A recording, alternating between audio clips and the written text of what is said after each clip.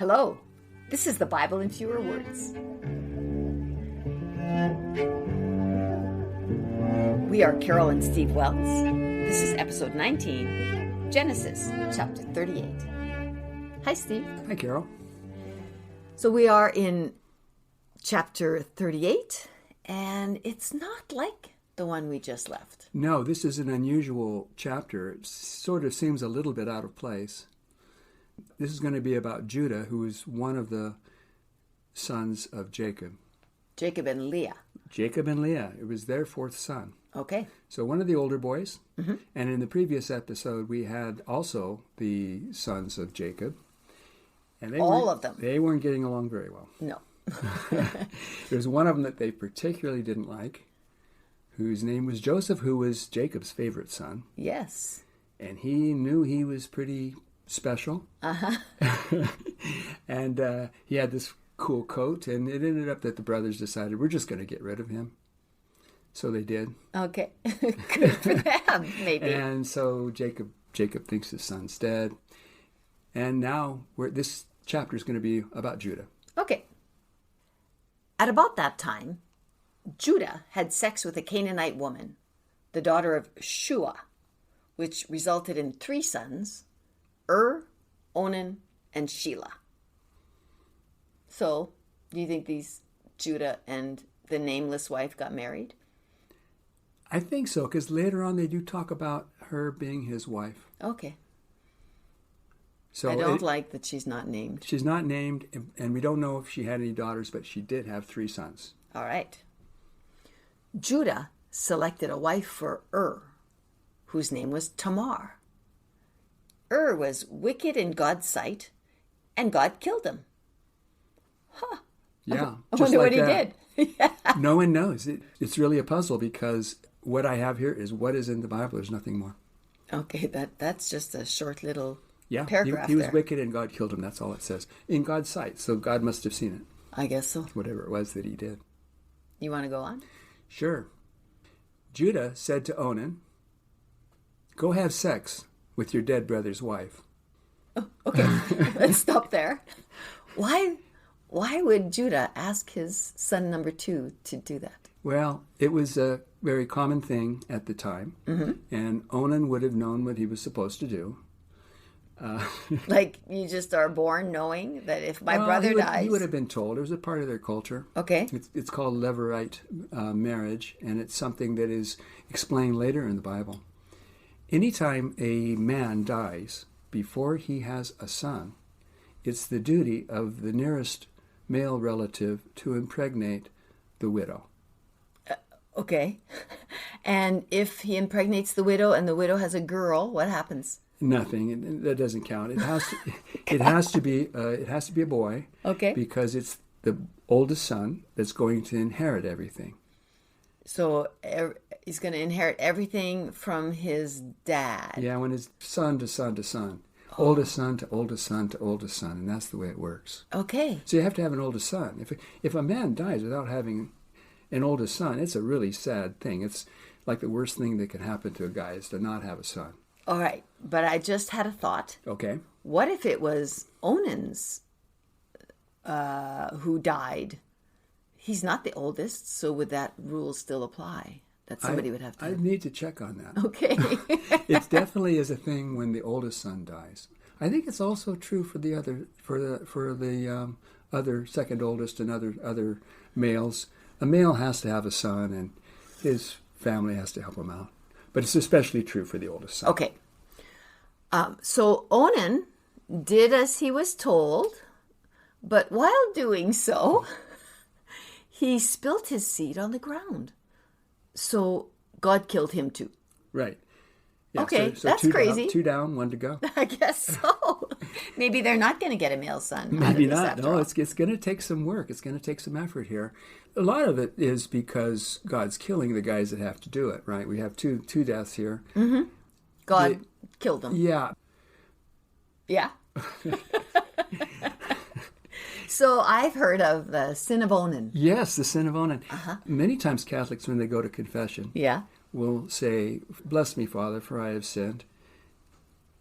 It's been 2 weeks since my last confession. I've committed the sin of Onan 12 times. In 2 weeks. Yeah. Uh-huh. Okay, and so the priest doesn't say, you can't just use those words. You have to tell me exactly what The it is priest you sometimes will say something like, so God told you to have sex with your dead brother's wife 12 times, and you didn't do it? No, he might say that because that would mean that's really the sin of Onan. Yes. Is not having sex with your dead brother's wife. No. But what they really mean is a euphemism for masturbation. Okay. But it also is a way that birth control is sometimes condemned because of this verse. Okay. Because there's really only one place that a man's seed should ever fall. Or land, end up. Yes, it's not on the ground. It's not on the ground. It's not on the ground. There's a special place for it, and that place has to have the possibility of someone getting pregnant. Okay. So you have to use your imagination where that would be. Yeah, I know exactly where that Yeah. is. All right, so after God killed her husband and his brother Onan, Judah said to his daughter-in-law Tamar, "Remain a widow in your father's house until my son Shelah is old enough to have sex with you. It'd be a shame if he also died before impregnating you." Well, that's for sure. Yeah, so she's supposed to go home and just wait until his other son, his only remaining son, Shelah, is old enough to do the job. I mean, he might be young enough that she can't have kids anymore by the time he's able to impregnate her. Maybe, yeah. But probably not. No. Maybe she would take him as young as he could. Yeah, I think it should all work out. Okay. So when Judah's wife died, Judah went to Timnath to shear his sheep. Okay, so this is verse 12. When Tamar heard that her father-in-law was in Timnath, she took off her widow's garments, covered herself with a veil, and sat in an open place on the way to Timnath. That's a hard word to say. It is, yeah. When Judah saw her, he thought she was a harlot because she had covered her face. So Judah said to her, "Let me have sex with you." He didn't know she was his daughter-in-law.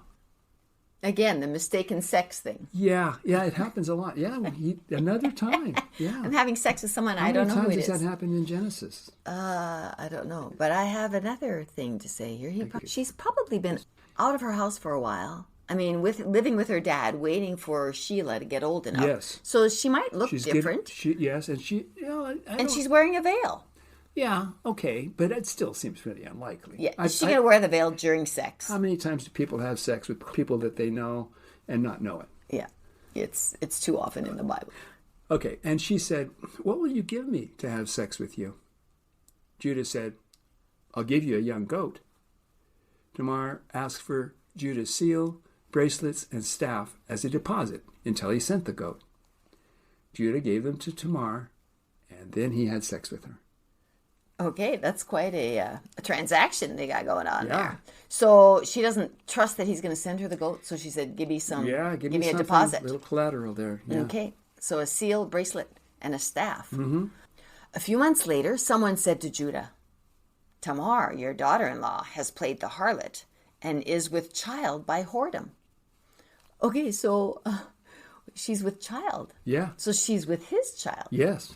So she is going to have a son in her husband Er's name. I guess it would be Er's son, sort of, in a way. Yeah, in a way. It's weird because it's Judah's son. Yeah. Okay, I'm not going to think about that anymore. So Judah said, "Find her and burn her to death." So that's to punish her for being a whore. Yeah. All right.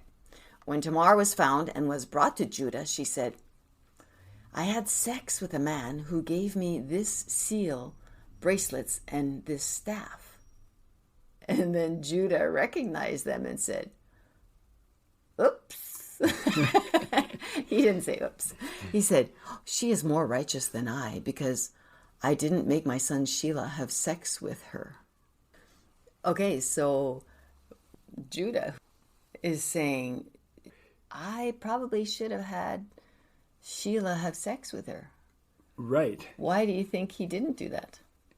Yeah, I think he probably didn't do that because his other two sons died when they were married To her. So it seems like kind of a dangerous thing. I don't want Shelah to marry Tamar because my other two sons died. That means he won't have any more living kids. Although it may not have anything to do with her. That No. may be what he was worried about. It's possible.